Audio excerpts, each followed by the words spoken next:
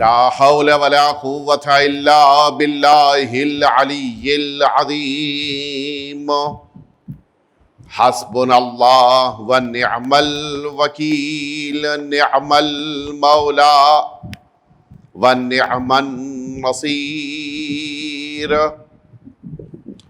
اعوذ باللہ من الشیطان الرجیم.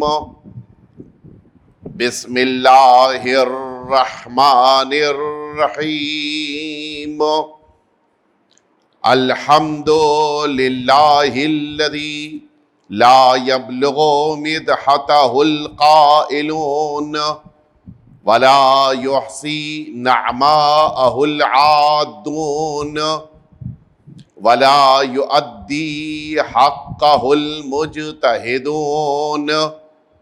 ثم الصلاة والسلام والتحیۃ والإکرام على سید الانبیاء والمرسلین سیدنا و مولانا ابی القاسم محمد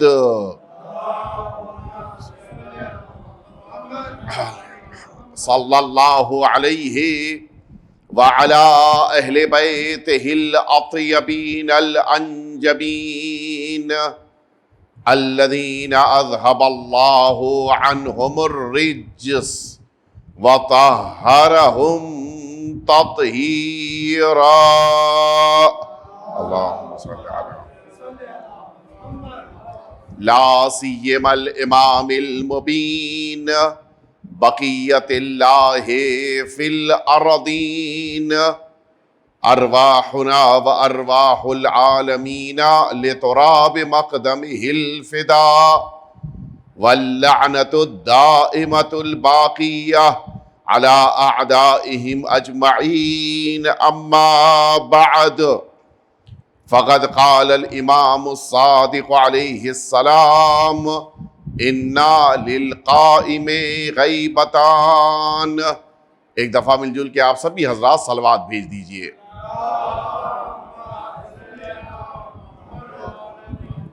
اذان محترم تمنائے امام حسین صلوات اللہ وسلامہ علیہ کے عنوان سے منعقد ہونے والی ان 18 مجالس عزا میں آپ حضرات مسلسل شروع سے شریک ہو رہے ہیں، اور اس بظاہر تیسرے خمسے میں آپ حضرات جس موضوع کے تحت گفتگو کو سماعت فرما رہے ہیں وہ موضوع بھی آپ کے ذہنوں میں محفوظ ہے.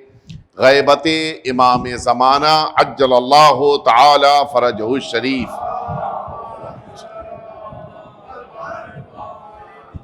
اس موضوع کے تحت آپ نے مسلسل 3 دنوں تک گفتگو سماعت فرمائی، اور اس سلسلے کی آج چوتھی گفتگو آپ کے سامنے پیش کرنی ہے، اور اس ایک مسئلے کی طرف آپ کے ذہنوں کو متوجہ کرانا ہے جو ایک بڑا ہی اہم اور بہت ہی زیادہ جنجال آور موضوع ہے کہ جس پر بے پناہ گفتگو کرنے کی نہ صرف یہ کہ ضرورت ہے بلکہ اس پر نئے سرے سے روشنی ڈالنے کی بھی ہمارے معاشرے میں بہت زیادہ اہمیت ہے. وہ موضوع ہے اس غیبت کے دور میں عام انسانوں کا اپنے امام کی زیارت کرنا. یہ وہ موضوع ہے کہ جس پر نہ جانے کتنی بحثیں، گفتگو اور استدلال اور نہ جانے کتنی دلیلیں پیش کی جا چکی ہیں، اور اس سلسلے میں اس نظریے کو کہ جس نظریے کو تقریباً ان افراد نے قائم کیا ہے کہ جن کو اہل بیت اطہار کی بارگاہ کا فقہ سیکھ لینے کی بنا پر فقیہ کہا جاتا ہے، ان فقہا کی تقلید نہ کرنے والوں نے اعتراض کی شکل میں یہ بات پیش کی ہے. تو ظاہر ہے کہ اب شاید آپ متوجہ ہو گئے کہ مجتہدین اور فقہا کا نظریہ اس سلسلے میں ایک ہے، اور مقابل میں بعض ایسے افراد ہیں کہ جن کے وہاں تقلید، فقہ اور اجتہاد کا تصور نہیں پایا جاتا ہے، وہ اس مسئلے میں الگ نظریہ رکھتے ہیں۔ یہ دو ڈفرینسز پائے جاتے ہیں کہ جن پر روشنی ڈالنی اس لیے ضروری ہے تاکہ ہم یہ سمجھ سکیں کہ اس قسم کا اعتراض کہاں سے آ رہا ہے۔ اگر کوئی زبان اس سلسلے میں کوئی بات کہے تو سب سے پہلے یہ بات سمجھنے کی ضرورت ہوتی ہے کہ پھر یہ اعتراض کرنے والا کس نظریے کا حامل ہے اور کس تقلید کی بنا پر یہ بات پیش کر رہا ہے۔ یہ اس لیے میں نے عرض کیا تاکہ ہم متوجہ رہیں کہ کبھی کبھی ہمارے درمیان بھی کچھ ایسے افراد شبہات ایجاد کر دیتے ہیں کہ جن شبہات کی بنا پر انسانوں کو پھر مشکلات کا سامنا کرنا ہوتا ہے۔ اب میں عرض کروں آپ کی خدمت میں، یہ سوال ذہنوں میں پیدا کیوں ہوا؟ اس سوال کے پیدا ہونے کی وجہ یہ ہے کہ وہ تمام افراد کہ جن کا تعلق اہل بیت اطہار کی فقہ سے ہے، اہل بیت اطہار کے علم سے ہے، اہل بیت اطہار کی بارگاہ سے ہے، اہل بیت اطہار کے درس سے جنہوں نے سیکھا ہے، ان میں سے متعدد ایسے افراد ہیں کہ جنہوں نے اپنے زمانے کے امام کی نہ صرف یہ کہ زیارت کی ہے بلکہ بہت سے فقہی مسائل کو اپنے امام معصوم سے علم لے کر حل کیا ہے۔ یہ بڑا اہم مسئلہ ہے کہ جس پر ہمیں توجہ دینے کی ضرورت ہے کہ جس امام معصوم کی ہم سب امامت کے دور میں زندگی گزار رہے ہیں، ان کا ایک بہت بڑا امتیاز یہی ہے کہ انہوں نے کبھی بھی اس قوم کو بھٹکنے نہیں دیا، اس قوم کو کبھی گمراہ ہونے نہیں دیا، اس قوم کو مشکلات میں ہونے کے باوجود نجات دلائی ہے، اور اسی بنا پر یہ قوم اپنے امام کو دل و جان سے مانتی اور چاہتی ہے۔ ان فقہا کا امام سے ملاقات کرنا، ان فقہا کا امام کی بارگاہ میں شرفیاب ہونا، پوری توجہ رہے میرے اس لفظ پر، ان فقہا کا امام کی بارگاہ تک پہنچنا، میں لفظوں کو آسان کیے دے رہا ہوں، ان فقہا کا امام کی زیارت کرنا، یہ خود اس بات کی دلیل ہے کہ امام معصوم نے اور آخری اللہ کے نمائندے نے ان فقہا کو اہمیت دی۔ توجہ فرمائیں میرے لفظوں پہ۔ اس کا نتیجہ کیا ہوا؟ اس کا نتیجہ یہ ہوا کہ جو ان فقہا پر اعتراض کرتے ہیں، ان مجتہدین پر جنہیں آبجیکشن ہے، ان کے لیے تو یہ مسئلہ بڑا ہی عجیب ہو گیا کہ ہم جن کو ٹارگٹ کرتے ہیں، ہم جن پر اعتراض کرتے ہیں، وہ امام سے ملاقات کر رہی ہیں، تو اب کیا کیا جائے؟ امام کی شخصیت کے اوپر حملہ ممکن نہیں ہے، لہٰذا انہوں نے ایک نیا طریقہ یہ نکالا کہ اب ان روایتوں کے ذریعے سے کہ جن میں امام سے ملاقات کو بظاہر منع کیا گیا ہے، ان روایتوں کو ہائی لائٹ کرتے ہوئے یہ بات پیش کی کہ غیبت کے زمانے میں امام معصوم سے ملاقات ممکن ہی نہیں ہے، امام معصوم کی بارگاہ میں کوئی انسان نہیں پہنچ سکتا۔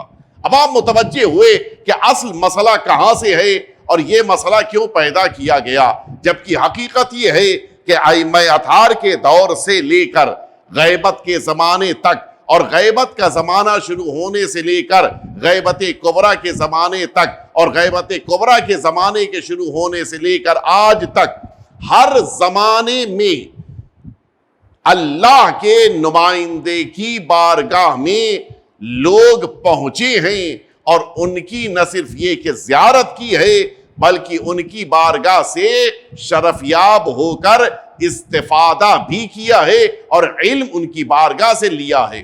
یہ ایک حقیقت ہے کہ جس کا انکار نہیں کیا جا سکتا۔ اللہ نے روئے زمین پر اپنے نمائندے کو اسی لیے قرار دیا ہے تاکہ علمی مسائل کو ان سے مل کر حل کیا جائے۔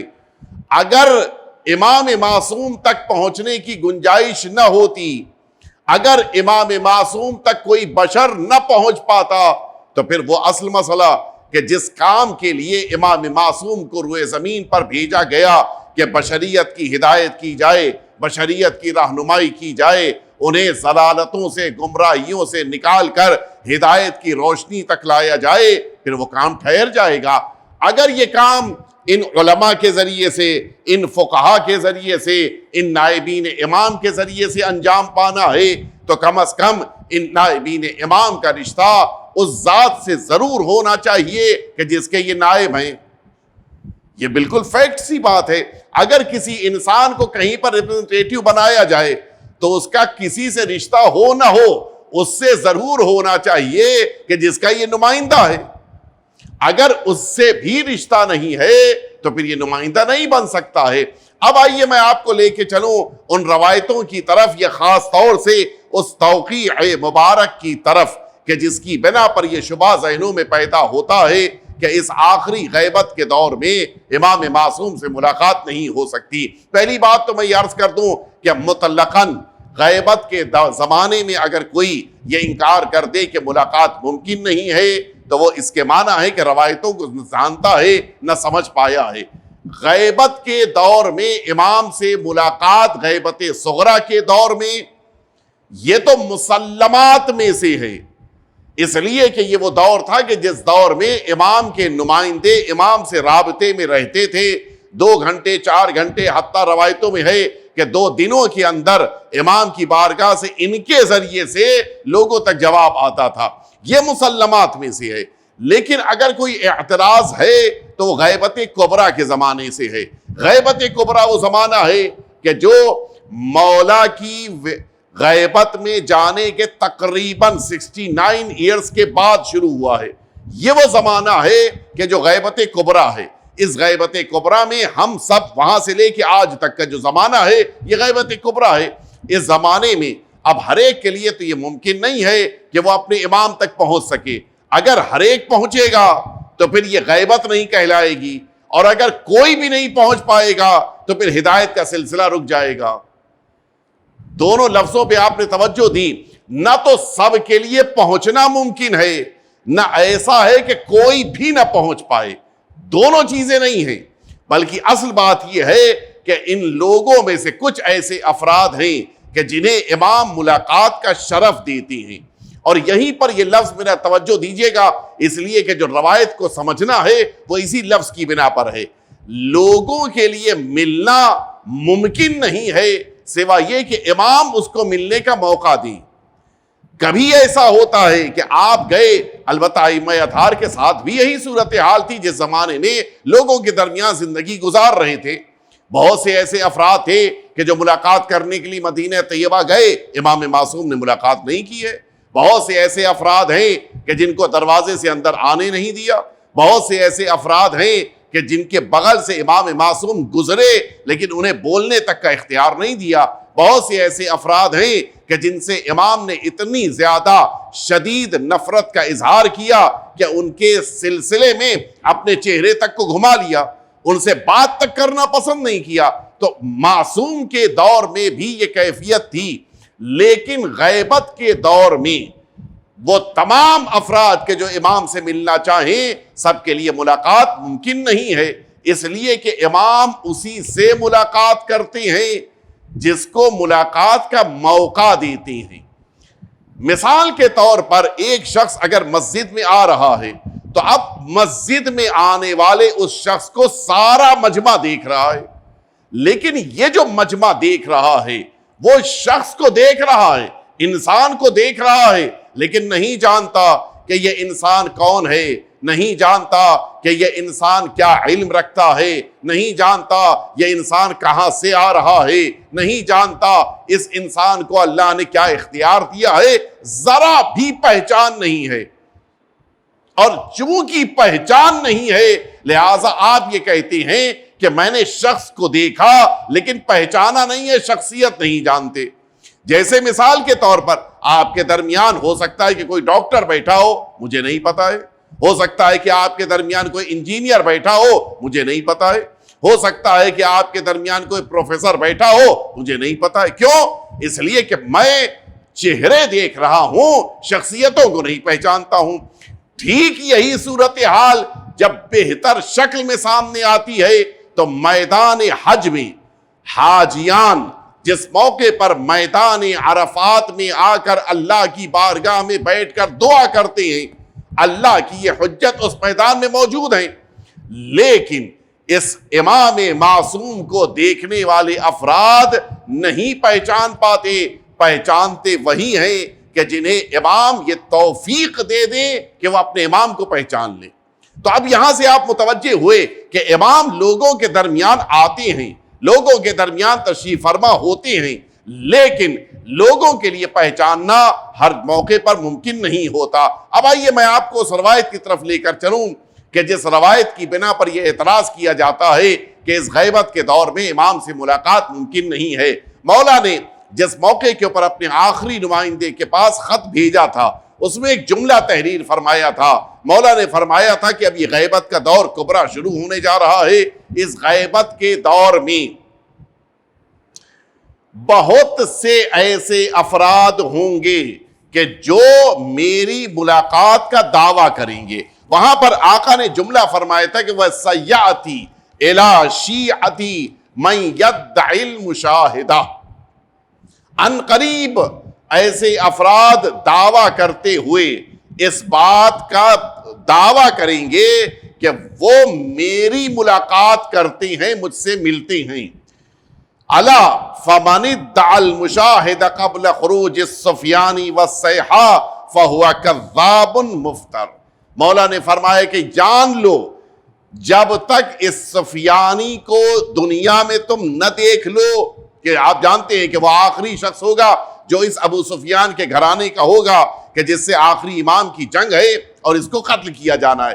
مولا فرماتے ہیں جب تک سفیانی نکل کے تمہارے سامنے نہ آ جائے، جب تک آسمان سے یہ آواز کہ آخری نمائندہ پروردگار روئے زمین پہ آ گیا ہے، یہ دو علامتیں ظاہر نہ ہو جائیں، اس سے پہلے جو بھی کوئی شخص یہ کہے کہ میں نے اپنے امام سے ملاقات کی ہے اور یہ دعویٰ کرے، اس شخص کے بارے میں مولا فرماتے ہیں وہ کذاب ہے، وہ بہت زیادہ جھوٹ بولنے والا ہے۔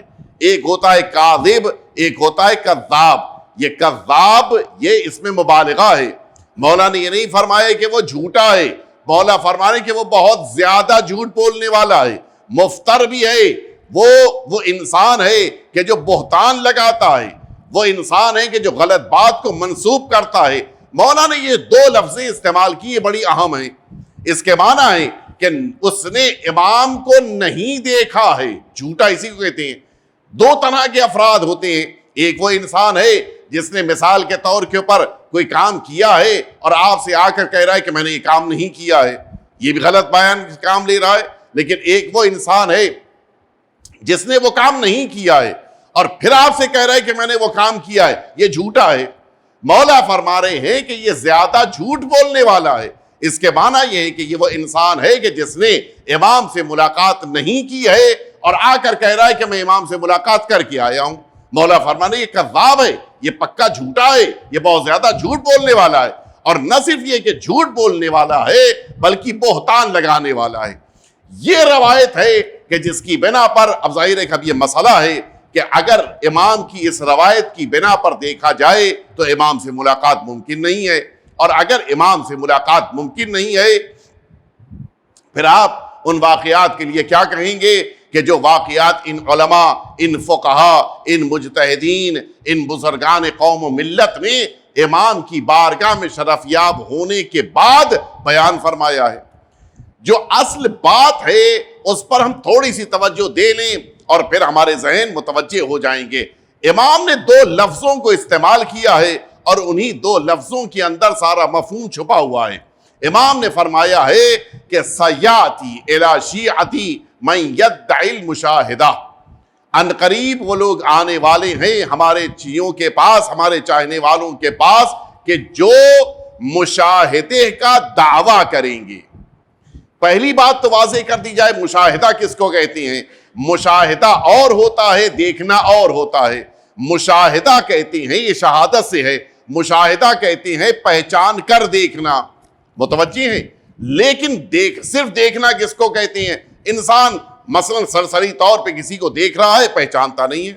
مجھ سے پوچھا جائے یہ سامنے کون بیٹھا ہے، میں کہوں گا بچہ بیٹھا ہے، لیکن یہ کہنا کہ یہ بچہ بیٹھا ہے یہ پہچان کے مطابق نہیں ہے۔ پہچان تو یہ ہے کہ یہ بچہ ہے، اس کا نام محمد ہے، اس کے والد کا نام یوسف ہے، میں ساری اس کی شناخت کے ساتھ اگر جانتا ہوں تو اس موقع کے اوپر کہا جائے گا کہ یہ مشاہدہ ہے. لیکن اگر سرسری طور پہ دیکھ لیا تو پھر اس موقع پہ یہ بات کہی جائے گی کہ یہ صرف اس نے دیکھا ہے, پہچانا نہیں ہے.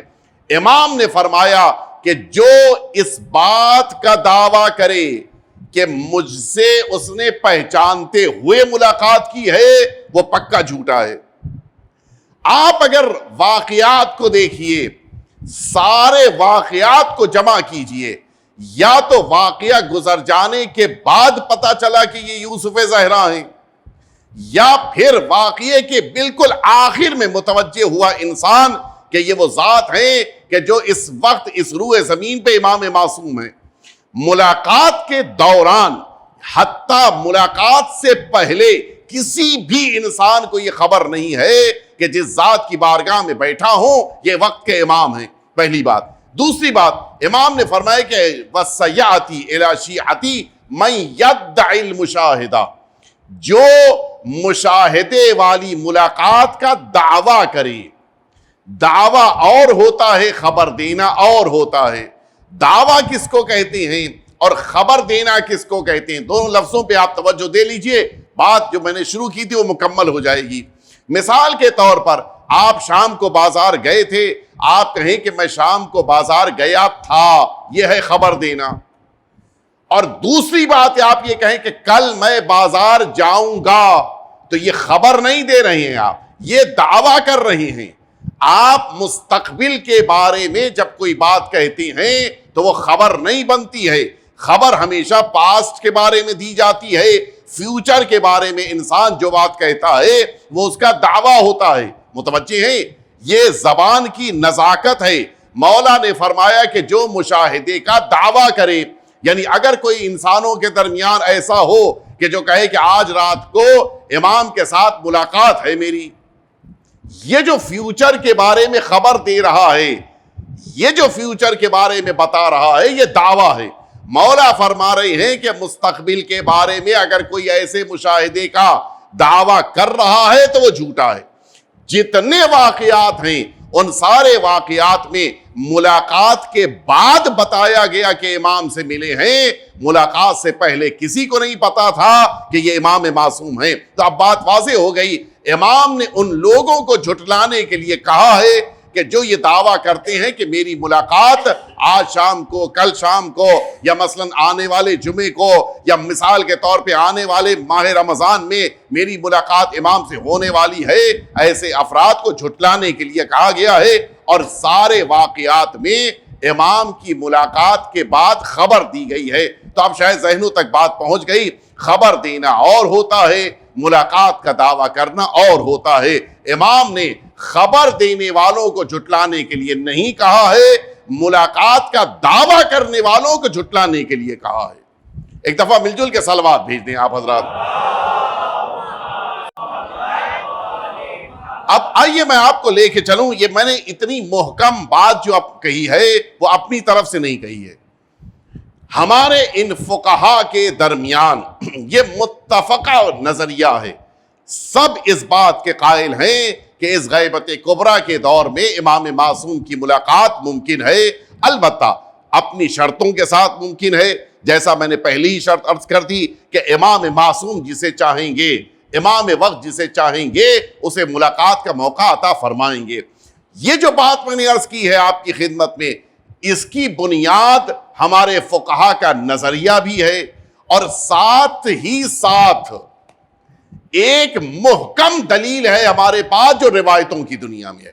پہلے آئیے میں آپ کو فقہا کے بیانات کی طرف لے کر چلوں. آیت اللہ العظمیٰ شیخ ناصر مکارم شیرازی حفظہ اللہ تعالی آج کے دور کے بڑے محکم مستند عالم دین, مرجع, مجتہد ہیں. ان کا یہ خود اسٹیٹمنٹ موجود ہے اور یہ بیان ان کا متعدد کتابوں میں موجود ہے, جو وضاحت میں نے آپ کے سامنے پیش کی ہے کہ مشاہدہ یعنی مکمل پہچان کے ساتھ ملنا, دعویٰ یعنی مستقبل کے بارے میں خبر دینا, یہ دونوں چیزیں اگر کوئی کہہ رہا ہے تو یقیناً کذاب بھی ہے, مفتر بھی ہے. لیکن اگر کوئی ایسا انسان ہے کہ جس نے گزشتہ زمانے میں ملاقات کی ہے اور اب خبر دے رہا ہے تو یقیناً اس کے بارے میں کسی قسم کا کوئی خدشہ نہیں ہے. ایک بڑے بزرگ ہمارے مجتہد گزرے ہیں, آیت اللہ سید مہدی بحر العلوم علیہ رحمت و رضوان. اگر آپ کو یاد ہو گزشتہ سال جب یہی مجلسیں منعقد ہوئی تھیں اس خمسے میں نے عرض کیا تھا کہ کس طرح سے سید مہدی بحر العلوم علیہ رحمت و رضوان نے اپنے آخری امام کو توائریج کے قافلے کے ساتھ ماتم کرتے ہوئے دیکھا تھا. یہی سید مہدی بحر العلوم ہیں کہ جن کی زندگی میں اتنی زیادہ دفعہ اپنے امام سے ملاقات ہے کہ جس کو کاؤنٹ نہیں کیا جا سکتا. کچھ متوجہ ہوئے آپ؟ مثلا اگر 5 دفعہ ہو تو آپ کہہ سکتے ہیں 5 دفعہ ملاقات ہوئی, لیکن جس کی بار بار ملاقات ہوئی ہے.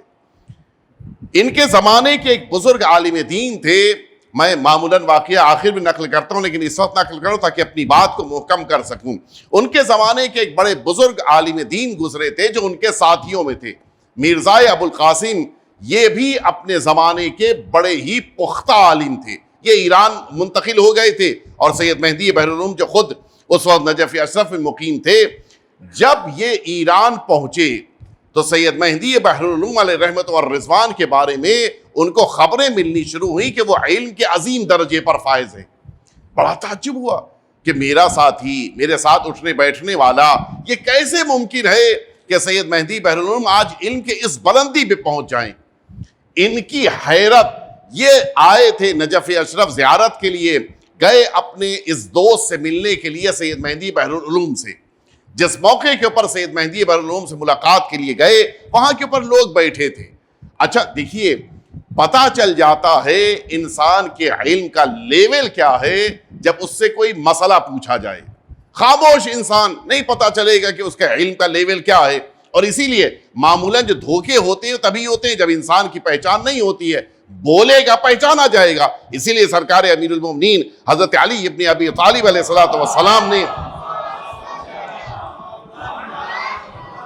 مولا نے یہ جملہ فرمایا کہ المرء مخبوء تحت لسانه, انسان اپنی زبان کے نیچے چھپا ہوا ہے. پڑھا لکھا ہے یا جاہل ہے, زبان کے نیچے چھپی ہوئی یہ بات, بولے گا پہچان لیا جائے گا. فرمایا کلموا لکی تعرفوا, بولو تاکہ پہچانے جاؤ. متوجہ ہیں, انسان کے بولنے سے پتہ چلتا ہے کہ اس کے اندر کتنا علم ہے. سید مہدی بحر العلوم بیٹھے ہیں, ان کے دوست مرزا ابو القاسم.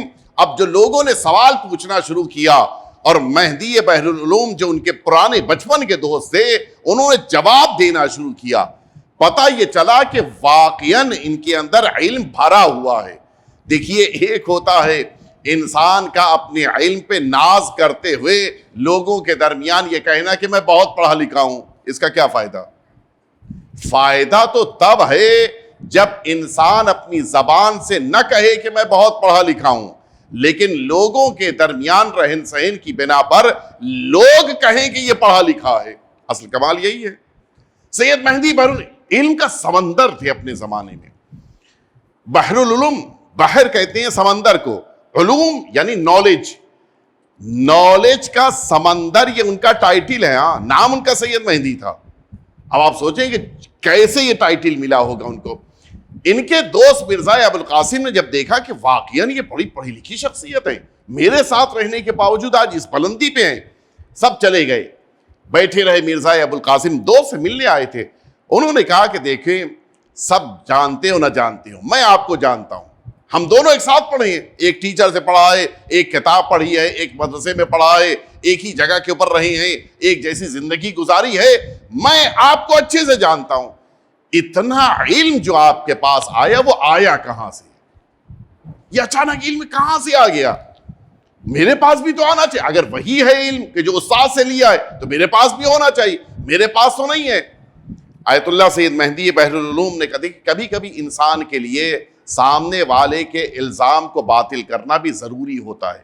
سید مہدی بحر العلوم نے کہا کہ دیکھیں یہ ساری باتیں پرسنل ہیں, ان باتوں کو ٹچ نہ کریں. کہا نہیں, آپ بتا دیں.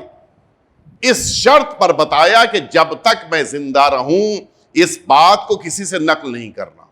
اور آپ کو تعجب ہوگا جتنی کتابوں میں یہ واقعہ آپ کو ملے گا مرزا ابو القاسم ہی کے ذریعے سے ملے گا. صرف انہوں نے بیان کیا اور کسی نے نہیں بیان کیا ہے. اور اسی سے جو خبر واحد کا ایک بہت بڑا مسئلہ, آپ ہمارے برادران یہ سوچتے ہوں گے کہ میں سخت لفظیں استعمال کر رہا ہوں لیکن مجبوری ہے. میرا موضوع ہی ایسا ہے، اس میں میں کتنا آسان بنا سکتا ہوں. بہرحال خبر واحد سے متعلق جو ہمارے وہاں ایک بہت بڑا مسئلہ ہے کہ کیا ایک انسان کی خبر معتبر ہو سکتی ہے، وہاں ان جگہوں پر جہاں پر انسان کا خود کا مشاہدہ ہے، اس مشاہدے کی بنا پر خبر واحد اس کی بنا پر بقیہ کے لیے معتبر قرار پاتی ہے. یہ میری علمی بحث ہے، اس کی طرف مجھ کو لے کر نہیں جانا ہے. مرزا ابو القاسم کا بیان کہ سید مہدی بحر العلوم نے کہا کہ میں تفصیلی واقعہ میں اس طرف نہیں جاؤں گا ورنہ اگلی باتیں میری رہ جائیں گی. میں اسی مسجد کوفہ میں جس موقع پر داخل ہوا، میں نے دیکھا کہ میرے آقا اور مولا سرکار ولی عصر عجل اللہ تعالی فرجہ الشریف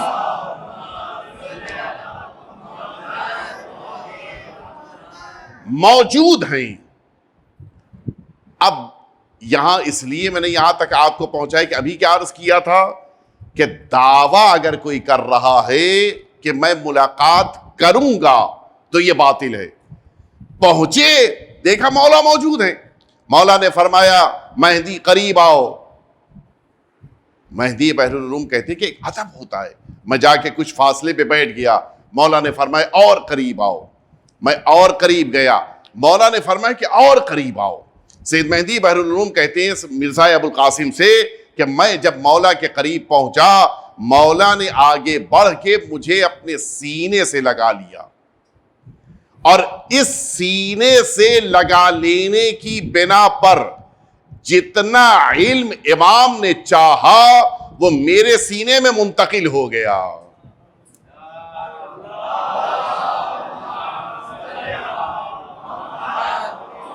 وہ جو آقا اور مولا امام جعفر صادق علیہ الصلوۃ والسلام کی حدیث ہے، مولا نے فرمایا تھا کہ العلم نور یقذفہ اللہ فی قلب من یشاء.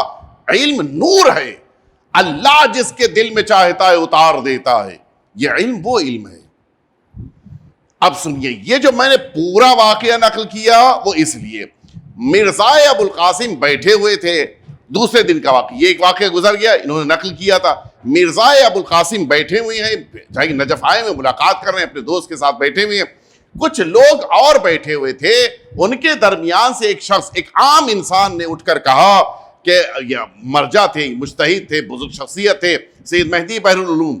ان سے یہ بات پوچھی کہ یہ بتائیے کہ کیا آج کے دور میں کوئی امام سے ملاقات کر سکتا ہے؟ سید مہدی بحر العلوم خاموش رہے.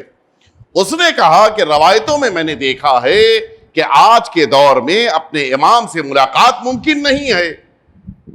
مرزا ابو القاسم جو بغل میں بیٹھے تھے انہوں نے کہا کہ سید مہدی بحر العلوم نے اپنے سر کو جھکایا، اور اپنے سر کو جھکانے کے بعد بڑی آہستگی کے ساتھ کہنا شروع کیا کہ اگر یہ میں کہوں کہ ملاقات نہیں کی ہے تو میں جھوٹا ہوں، اور اگر میں یہ کہوں کہ ملاقات کی ہے، لفظوں پہ غور کیجئے گا، میں یہ کہوں کہ ملاقات نہیں کی ہے تو میں جھوٹا، اور کہوں کہ ملاقات کی ہے تو پھر روایت کو نہ سمجھ پانے کی بنا پر لوگ کہیں گے کہ یہ جھوٹا ہے.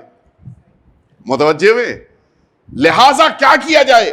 اب یہاں کے اوپر سید مہدی مجتہد ہے، فقیہ ہے، انہوں نے یہ جواب دیا اس شخص کو جو بیٹھا تھا کہ دیکھو یہ شبہ نہیں کہ آج کے دور میں امام معصوم سے ملاقات کرنا ممکن ہے، لیکن امام معصوم سے ہر ایک ملاقات نہیں کر سکتا. امام سے وہی ملاقات کرتا ہے جسے خود امام بلا کر ملاقات کا موقع عطا کر دیتی ہے. یہ ہے اصل بات. متوجہ ہوئی؟ یہ جو میں نے تمہید تیار کی تو اس جملے کے لیے مجتہدین کا یہ نظریہ ہے، بزرگان کا یہ نظریہ ہے جو ہماری شیعہ فقہ میں اجتہاد کے درجے پر فائز ہیں کہ ملاقات ممکن ہے، لیکن اس شرط کے ساتھ کہ امام جسے چاہیں گے وہی ملاقات کرے گا. اب آئیے میں اس روایت کی طرف آپ کو لے کر چلوں تاکہ اپنے موضوع سے دور بھی نہ ہو جاؤں اور بات مکمل ہو جائے، چونکہ میں ہر روز کوشش کر رہا ہوں کہ بات کو مکمل کر کے اگلے دن کی بات کے لیے موقع دیا جائے. جو روایت ہمارے وہاں موجود ہے اس روایت کو سمجھنا ضروری ہے، جس سے یہ بات سمجھ میں آئے گی کہ کیا واقعاً غیبت کے اس دور میں اپنے امام سے ملاقات کرنا ممکن ہے یا ممکن نہیں ہے. آئیے میں آپ کو روایت کی طرف لے کر چلوں، دو روایتیں جن میں سے صرف ایک ہی میں عرض کروں گا آپ کی خدمت میں، ہمارے اور آپ کے پانچویں امام امام محمد باقر علیہ الصلوۃ والسلام، آپ کا بیان ہے محمد بن مسلم، یہ بڑے معتبر راوی ہیں، ہمارے آقا اور مولا کے پانچویں امام کے بھی راوی ہیں، چھٹے امام کے بھی راوی ہیں۔ محمد بن مسلم سے خطاب کرتے ہوئے معمولاً روایات کی دنیا میں روایتوں سے پہلے خطاب کے موقع پر راوی کا نام امام معصوم نے نہیں لیا ہے، اس روایت میں خطاب کے موقع پر راوی کا نام بھی لیا ہے، اور اس کا ایک اپنے ایک اعتبار ہوتا ہے جس کو مجھے اس وقت نہیں پیش کرنا ہے۔ مولا فرماتے یا محمد بن مسلم ان فی القائم من اہل بیت محمد شبہم من خمسۃ من الرسل، فرماتے ہیں کہ میرے آخری وارث کے لیے 5 اللہ کے رسولوں کی شباہت ہے، جناب یونس بن متی و یوسف بن یعقوب و موسیٰ و عیسیٰ و محمد صلوات اللہ وسلامہ علیہم اجمعین۔ مل جل کے صلوات بھیجتے ہیں۔ جناب یونس، جناب یوسف، جناب یعقوب، جناب موسیٰ، جناب عیسیٰ اور ہمارے پیغمبر۔ مجھے جو یہاں پر یہ روایت مجھے پیش کرنی تھی وہ اس ایک جملے کے لیے، مولا نے جو شباہت جناب یوسف سے پیش کی ہے وہ بڑی اہم ہے۔ مولا فرماتے کہ وَأَمَّا شِبْهَةُ مِنْ یوسف بن یعقوب فَالْغَیْبَةُ مِنْ خَاصَّتِهِ وَعَامَّتِهِ، یہاں تک تو وہ بات ہے کہ جو تقریباً جس کے ذریعے سے وہ مفہوم نہیں نکلتا جو مجھے پیش کرنا تھا۔ اس کے بعد فرماتے وَإِخْتِفَاؤُهُ مِنْ إِخْوَتِهِ، میں پہلے ترجمہ کر دوں پھر اس بات کی طرف آپ کو لے کے آؤں۔ مولا فرماتے ہیں کہ جناب یوسف سے 2 طرح کی شباہت ہے۔ ایک شباہت تو یہ ہے کہ جناب یوسف اسی قوم کے بیچ موجود ہیں، ساری امت دیکھ رہی ہے، لیکن اس کے باوجود نہ تو خواص کو علم ہے نہ عوام کو علم ہے کہ یہ اللہ کے نبی ہیں، کوئی نہیں جانتا کہ یہ نبی پروردگار ہیں، یہ ایک شباہت۔ دوسری شباہت فرماتے ہیں وَإِخْتِفَاؤُهُ مِنْ إِخْوَتِهِ، یہاں تک کہ اللہ نے جناب یوسف کو اپنے بھائیوں کے درمیان رہتے ہوئے بھی بھائیوں نے بھی انہیں نہیں پہچانا۔ یہ بڑا اہم جملہ ہے۔ جس موقع کے اوپر یہی مصر میں یہ سارے بھائی جناب یوسف سے ملنے کے لیے آئے تھے، یہ جناب یوسف کے سامنے کھڑے ہیں، اپنے حقیقی بھائی کے سامنے موجود ہیں، لیکن جس موقع کے اوپر گفتگو یہاں تک پہنچی کہ تمہارا ایک بھائی اور بھی تھا، اور وہاں تک بات پہنچی کہ ایک بھائی نے بنیامین نے چوری کی ہے، انہی بھائیوں نے اپنے بھائی یوسف سے یہ بات کہی تھی کہ یہی نہیں، یہ بنیامین ہی نہیں بلکہ ہمارا ایک اور بھائی تھا کہ بچپنے میں اس نے بھی چوری کی تھی۔ یہ لوگ نہ صرف یہ کہ پہچان نہیں رہے ہیں بلکہ جو الزام بچپن میں ذہنوں میں موجود تھا اس الزام کو بھی بیان کر رہی ہیں، جو اس بات کی دلیل ہے کہ کسی بھی طرح سے ان لوگوں نے اپنے زمانے کے نبی کو نہیں پہچانا تھا۔ یہاں پر جو اصل بات ہے وہ غور طلب ہے، یہ دیکھ رہے ہیں، حتیٰ یہ فائدہ 5 بڑے فائدے ہیں کہ جو جناب یوسف سے لے رہے تھے، ان میں سے ایک فائدہ یہ تھا کہ یہ اناج بھی لے کے جناب یوسف سے جا رہے تھے، رزق جا رہا تھا تو جناب یوسف کے ذریعے سے جا رہا تھا، حتیٰ ہدایت بھی جا رہی تھی، اس لیے کہ جناب یوسف نے ان لوگوں کو ہدایتیں کی تھیں کہ جا رہے ہو اپنے والدین کا خیال رکھنا، جا رہے ہو اپنے عشیرے کا، خاندان کا، قبیلے کا خیال رکھنا، یہ ہدایت بھی تھی جو جناب یوسف کے ذریعے سے ان تک پہنچ رہی تھی۔ نہ جانے کتنے فیض تھے کہ جو جناب یوسف کے ذریعے سے ان کے بھائیوں تک پہنچ رہے تھے، اور یہ بھائی ان سے مل بھی رہے تھے، لیکن اس کے باوجود انہیں نہیں پتا تھا کہ یہی نمائندہ پروردگار ہیں، یہی حجت پروردگار ہیں، یہی اللہ کے نبی ہیں کہ جو اس روئے زمین پہ ہماری ہدایت کے لیے آئے ہیں۔ امام معصوم نے جناب یوسف سے شباہت کو قرار دیا اور یہ بات کہی کہ جس طرح سے جناب یوسف کے بھائی بھی انہیں نہیں پہچان پائے، اسی طرح سے آخری امام کو بھی لوگ ملاقات کے باوجود نہیں پہچان پائیں گے۔ اس سے یہ بات سمجھ میں آ رہی ہے کہ آخری امام کی ملاقات لوگوں کے لیے ممکن ہے، البتہ یہ الگ بات ہے کہ لوگ ملیں گے پہچان نہیں پائیں گے۔ کچھ ایسے خوش نصیب ہوں گے کہ جو اپنے امام سے ملاقات کے موقع پر انہیں پہچان بھی لیں گے، لیکن اکثریت وہ ہوگی کہ جو اپنی مشکلات کا حل لے کے واپس آ جائے گی لیکن امام کو پہچان نہیں پائے گی۔ توجہ فرمائی، اصل بات یہی ہے، اس کی طرف ہمیں توجہ دینی ہے۔ ہماری زندگیوں میں نہ جانے کتنی ایسی مشکلات ہیں کہ جو امام کے وجود کی بنا پر حل ہو رہی ہیں، لیکن ہم نہ پہچان پانے کی بنا پر، ہم نہ شناخت رکھنے کی بنا پر یہ سمجھتے ہیں کہ یہ مشکل مثلا فلاں شخص کی بنا پہ حل ہو گئی ہے، جبکہ فلاں شخص کی بنا پہ حل نہیں ہوئی ہے۔ ہماری ہر چھوٹی بڑی مشکل اگر حل ہو رہی ہے تو میرے آقا اور مولا کی بنا پہ۔ جس موقع کے اوپر ہمارے آقا اور مولا اس دنیا میں تشریف لائے ہیں، آپ کی ایک گفتگو ہے اپنے خادم طریف سے۔ آپ جھولے میں موجود ہیں، مجھے تفصیل نہیں عرض کرنی ہے، لیکن جس موقع کے اوپر جھولے میں موجود امام نے خطاب کیا ہے طریف سے، پوچھا تھا کہ کیا تم مجھے پہچانتے ہو؟ کہا ہاں، آپ آغازادے ہیں، میرے امام کے بیٹے ہیں، 11ویں امام کے آپ فرزند ہیں۔ فرمائے نہیں، یہ نہیں پوچھ رہا ہوں میں۔ پوچھا طریف نے، پھر آپ کیا کہنا چاہتے ہیں؟ مولا نے فرمایا تھا، کیا تم مجھے اس زاویے سے اس طرح سے پہچانتے ہو کہ بی یدفع اللہ عن شیعتی و محبی و اہالی، کہ پروردگار میرے ہی ذریعے سے تمام شیعوں، تمام چاہنے والوں اور تمام خاندان والوں کی مصیبتوں کو میرے ذریعے سے دور کر دے گا۔ کیا یہ معرفت ہے؟ یہ جملہ امام نے کیوں اس عمر میں فرمایا؟ جب ابھی جھولے میں موجود ہیں، امام ابھی جھولے میں موجود ہیں، اس کے باوجود یہ جملہ بتا رہا ہے۔ امام چاہتے ہیں کہ اپنی مشکلات کا حل تلاش کرنے کے لیے دنیا کے دروازوں پر نہ جاؤ، اپنے زمانے کے امام کے پاس آ جاؤ۔ دنیا مشکل کو حل کرنے کی صرف کوشش کرتی ہے، اس کے باوجود احسان جتاتی ہے۔ امام مشکلات کو حل بھی کر دیتے ہیں اور کبھی احسان بھی نہیں جتاتے۔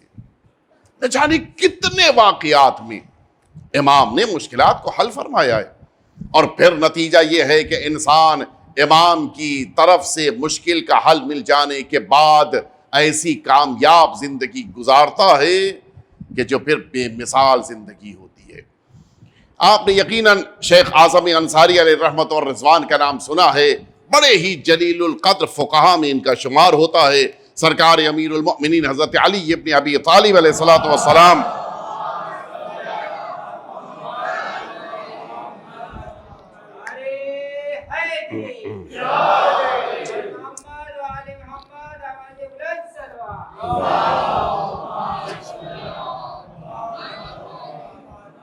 آپ کے حرم مطہر میں جس موقع کے اوپر آپ داخل ہوں، آپ وہیں کے اوپر اگر دیکھیں تو داہنی طرف شیخ اعظم انصاری کی قبر ہے۔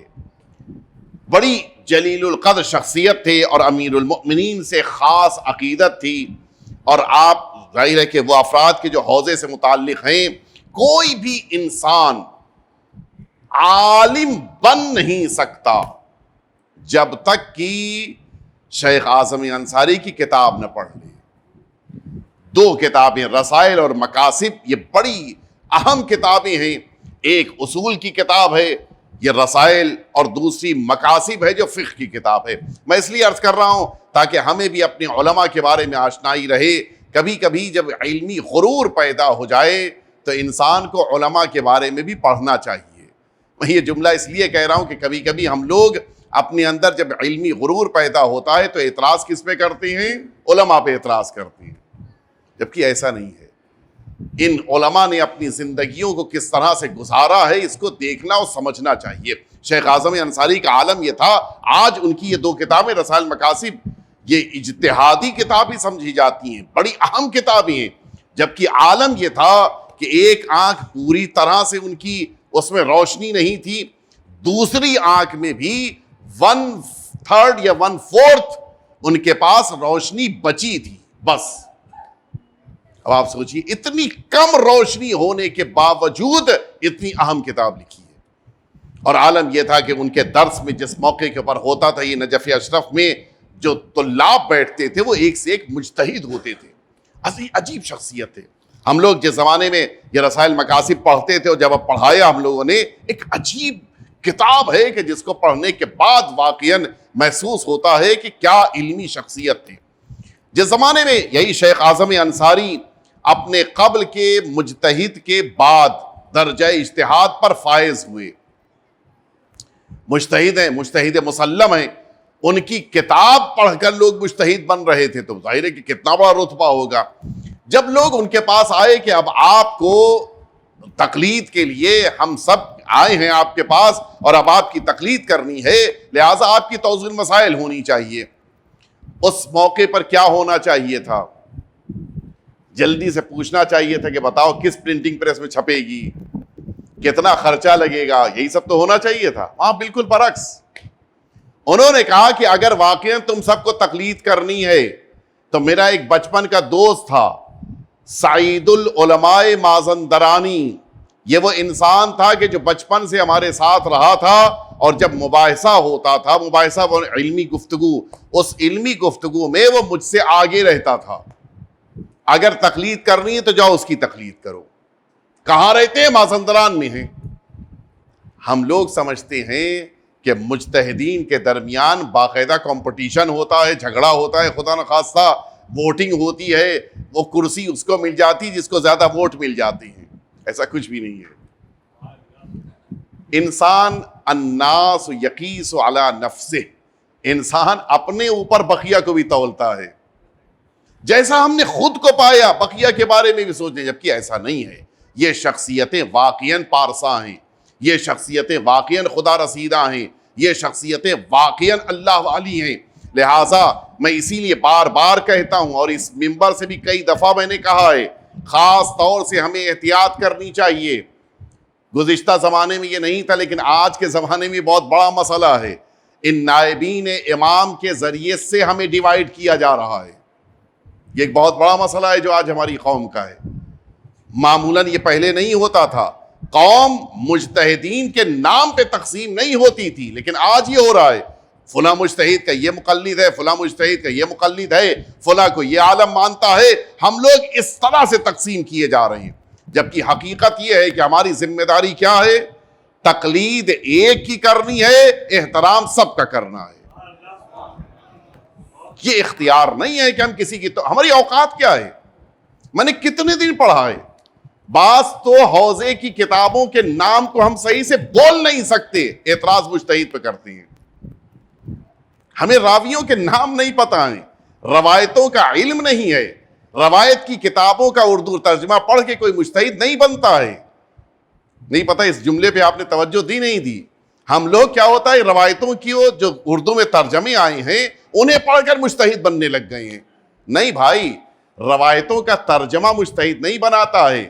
روایتوں کی فقہ الحدیث باقاعدہ ایک علم ہے، اس علم کو پڑھنے کے بعد روایتیں سمجھنے کا ہنر آتا ہے. ابھی ہم بہت دور ہیں اس میدان سے. لہٰذا اس طرح سے ہم لوگ جو تبصرے کرتے ہیں اس کا ہمیں کوئی اختیار نہیں ہے. جو اس میدان کا ہے اسے اس میدان میں بولنے دیجئے. سب اس میدان میں گفتگو کریں گے تو پھر مسائل سب کے لیے پیدا ہوں گے. لہٰذا یہ بڑا حساس زمانہ ہے. اس زمانے میں ہمیں مجتہدین سے متعلق بڑی احتیاط کرنی ہے. بڑا سخت موقع ہے، اور میں اس لیے کھلے لفظوں میں یہ جملہ کہہ رہا ہوں، اس لیے میں دیکھ رہا ہوں کہ اب باقاعدہ مجتہدین کے نام پہ ہمیں بانٹا جا رہا ہے اور ہم خاموش ہیں. نہیں ہونا چاہیے. انہوں نے صاف منع کر دیا کہ نہیں، سعید العلماء مازندرانی کے پاس جاؤ، وہ مجتہد ہیں. لوگ آئے کہ مجھ کو بھیجا ہے، ہم کو بھیجا گیا آپ کے دوست کی طرف سے، آپ سب سے زیادہ پڑھے لکھے، آپ کی تقلید کریں گے. انہیں کیا کہنا چاہیے تھا؟ ہاں بھائی بات تو صحیح ہے، میں زیادہ پڑھا لکھا ہوں. انہوں نے کیا جواب دیا؟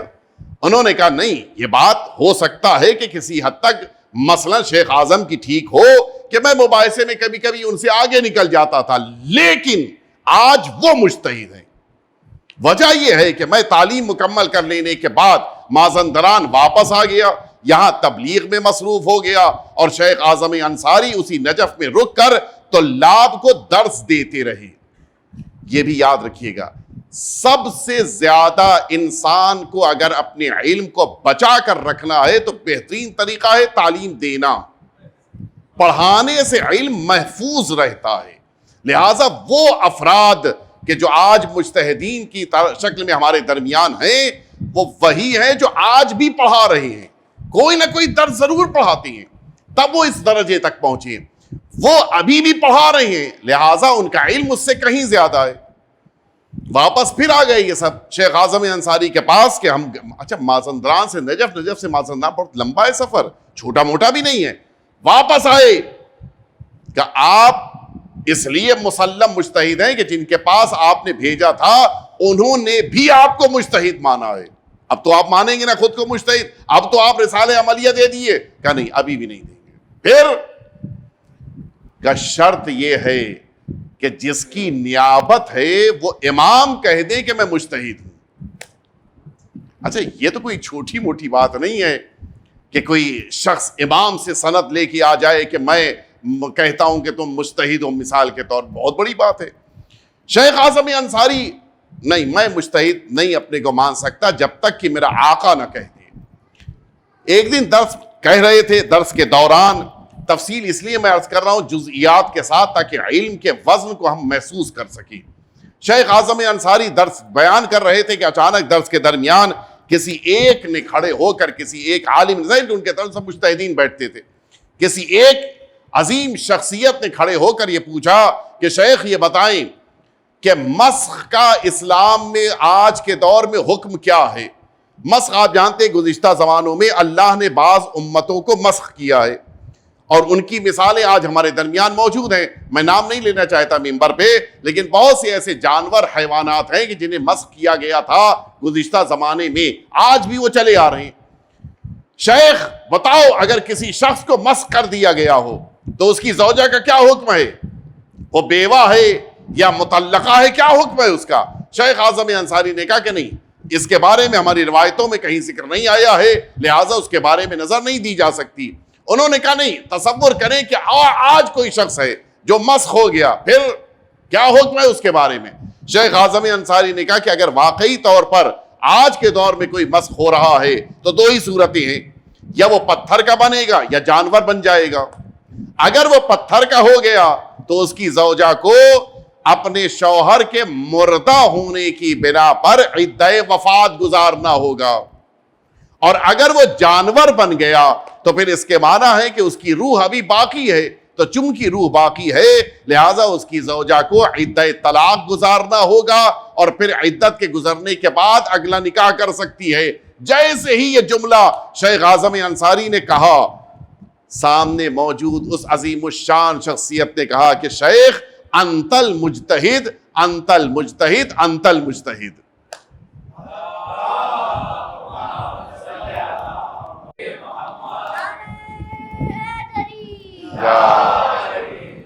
چلیں الحمدللہ میرے اس واقعے کو میرا بچہ بھی سمجھ گیا.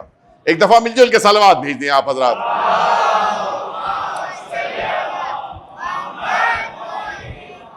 آپ متوجہ ہیں کہ ایک انسان ہے کہ جس کے اجتہاد کا اعلان کون کر رہا ہے؟ وقت کا امام اعلان کر رہا ہے. میں نے 4 دن مسلسل, میں بات ختم کر دی شاید 2-3 منٹ پھر آج بڑھ جاؤں. میں نے 4 دن, آج چوتھا دن تھا, مسلسل واقعات آپ کے سامنے عرض کیے, لیکن اگر ان سارے واقعات میں آپ غور کریں, یا شخصی مسئلہ یا اجتماعی مسئلہ, اجتماعی یعنی پوری سوسائٹی کا, پوری قوم, پوری ملت کا مسئلہ, شخصی یعنی پرسنل میٹر, امام معصوم نے یا کسی کی پرسنل مشکل کو حل کیا ہے یا پوری قوم کی مشکل کو حل کیا ہے. اس ایک شخص کے مجتہد بن جانے اور اعلان کر دینے کے بعد اب یہ پوری قوم جب ان کی تقلید کرے گی تو نتیجہ کیا ہوگا؟ نتیجہ یہ ہوگا کہ قوم ایک سمت میں چلے گی اور پھر بھٹکنے سے محفوظ ہو جائے گی. یہ تقلید خود امام معصوم کی طرف سے آئی ہے. آپ متوجہ ہوئے؟ یہ قوم کا مسئلہ تھا کہ جسے امام نے حل کر دیا, اور اسی لیے ہمیں اپنے امام کی بارگاہ میں رہنا چاہیے. ہم جانتے ہیں امام سے ہم توسل کرتے ہیں، امام کی بارگاہ میں گڑ گڑاتے ہیں، امام سے فریاد کرتے ہیں، لیکن زیادہ ہمیں اس سے کہیں زیادہ امام کو آواز دینی چاہیے۔ صرف مصلی پر نمازوں کے بعد نہ کہیے کہ مولا آ جائیے، بلکہ بازاروں میں ایمانداری کے ساتھ تجارت کرتے ہوئے کہیے کہ مولا آ جائیے، لوگوں کے ساتھ اٹھتے بیٹھتے ہوئے ایمانداری کا سلوک کرتے ہوئے مولا سے کہیے کہ مولا آ جائیے۔ کیوں؟ اس لیے کہ آنے والے کو اگر نفرت ہے تو ظلم سے نفرت ہے، آنے والے کو اگر پسند ہے تو عدالت پسند ہے۔ لہٰذا ہمیں بھی اپنے وجود میں اس عدالت کی تجلیوں کو لے کے آنا ہے، ظلم کو اپنے وجود سے دور کرنا ہے۔ اگر کل آخری گفتگو مجھے موقع ملا تو عرض کروں گا، لیکن بات کو یہیں پہ ختم کر رہا ہوں۔ اسی مکیال المکارم کتاب میں یہ جملہ موجود ہے، اس عظیم الشان انسان کا امام کے دل میں درد ہے اور اس درد کو محسوس کرنے کی ضرورت ہے۔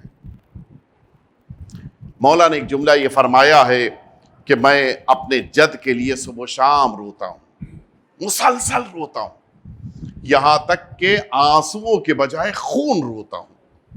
اس عالم دین کا واقعہ اسی مکیال المکارم میں لکھا ہے کہ انہوں نے خواب میں جس موقع پہ پوچھا کہ مولا آخر وہ کون سی مشکل ہے کہ جس کی بنا پہ آپ خون کے آنسو روتے ہیں، مولا وہ کون سی مصیبت ہے؟ مولا نے پوچھا بتاؤ تم کیا سوچتے ہو؟ کہ مولا شاید آپ کو اپنے جد امام حسین کے جسم اطہر پہ دوڑتے ہوئے گھوڑے یاد آ جاتے ہوں گے۔ فرمایا نہیں، اس سے بھی بڑی مصیبت ہے۔ کہا شاید آپ کو جناب قاسم جناب علی اکبر کی شہادت یاد آ جاتی ہوگی۔ کہا نہیں، اس سے بھی بڑی مصیبت ہے۔ کہ شاید اصغر کا وہ چھوٹا گلا کہ جس پہ آنے والا تیر بڑا تھا وہ یاد آ جاتا ہو۔ فرمایا نہیں، اس سے بھی بڑی مصیبت ہے۔ گھبرا کے پوچھا کہ مولا بتا دیجئے وہ مصیبت کون سی ہے کہ جس پر آپ خون کے آنسو روتے ہیں؟ فرمایا جس موقع کے اوپر مجھے اپنی پھوپھی کا سربراہ ہو کر اشقیہ کے مجمع میں آنا یاد آتا ہے، میں اس موقع پر خون کے آنسو روتا ہوں۔ ہاں، امام کے لیے بڑا سخت مرحلہ تھا کہ جس موقع کے اوپر شہزادی زینب خیمے سے باہر نکل رہی ہیں۔ عزاداروں انصاف سے بتائیں، جب آخری امام کو اتنی تکلیف ہو رہی ہے تو پھر اس وقت کے امام سجاد کو کتنی تکلیف ہو رہی ہوگی۔ اے پھوپھی اماں، سجاد کے لیے یہ برداشت کرنا بہت سخت ہے۔ آپ مجمع میں موجود ہیں لیکن آپ کے سر پہ چادر نہیں ہے۔ جن بیویوں کو کبھی سورج نے نہ دیکھا ہو وہ آج دشمنوں کے مجمع میں موجود ہیں۔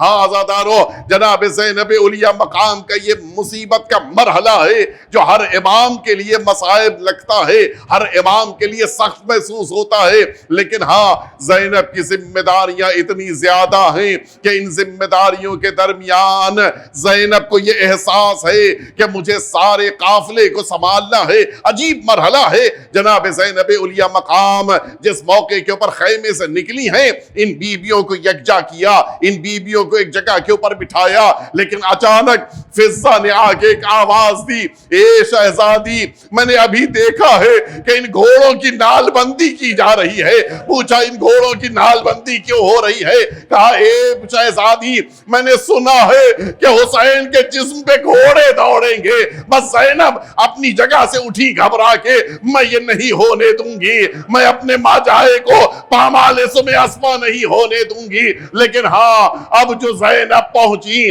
میدان کربلا میں، سارے جنازے لا کے ایک ساتھ رکھے گئے تھے، لیکن زینب کی نگاہوں نے یہ منظر بھی دیکھا۔ کوفے والے آئے، حبیب کا جنازہ لے کے چلے گئے، ہر کے قبیلے والے آئے، ہر کا جنازہ لے کے چلے گئے، زہیر ابن قین کے قافل قبیلے والے آئے، ان کا جنازہ لے کے چلے گئے۔ ایک ایک کر کے سب کے جنازے جا رہے ہیں، لیکن کوئی آگے بڑھ کے نہیں کہتا یہ حسین تو رسول کا بیٹا ہے، یہ حسین تو علی کا بیٹا ہے، ارے اس کے جنازے کو بھی ہٹا دو۔ زینب کی نگاہوں کے سامنے حسین کا جنازہ ہے، ادھر کے گھوڑے ادھر، ادھر کے گھوڑے ادھر۔ زینب صبح سے لپٹ کے فریاد کر رہی تھی، یہ میرا حسین ہے، میری ماں نے چکیا پی اس کے بعد۔